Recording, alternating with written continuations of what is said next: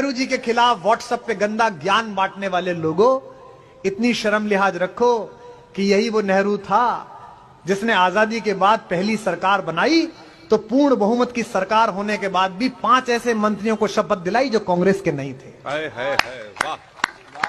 कानून के जानकार पूज्य बाबा साहब भीमराव अंबेडकर को कानून मंत्री बनाया, और यहां बैठे हो दक्षिण पंथ के लोग तो उनकी तालियां शायद इस बात पर मिलें, और आगे से बुराई करने से पहले सोचना, जिस नेहरू को गाली देते हो उसी नेहरू ने आपके सबसे बड़े पूर्वज, आपकी पार्टी के संस्थापक श्यामा प्रसाद मुखर्जी को कश्मीर मामलों का मंत्री बनाया। वाह वाह वाह वाह। और जब हम वियना में गए अपना पक्ष प्रस्तुत करने के लिए, तो पूर्ण बहुमत की सरकार के बाद भी नरसिंह राव ने अपनी पार्टी के किसी आदमी को नहीं भेजा।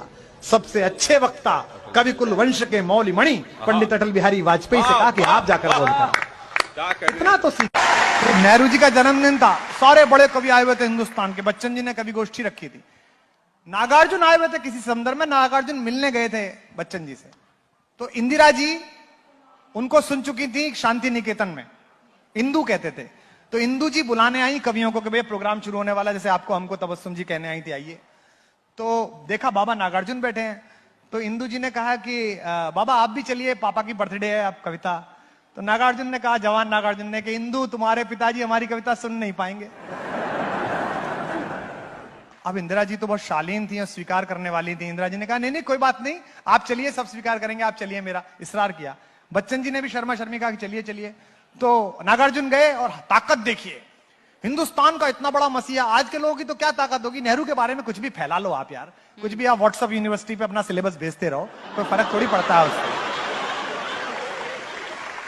हिंदुस्तान की आजादी के आंखों को भाखड़ा नागल बांध और IIT IIM का ख्वाब देने वाला आदमी अगर आपको पसंद नहीं है तो ये आपकी दिक्कत है भाई, हमारी दिक्कत नहीं है।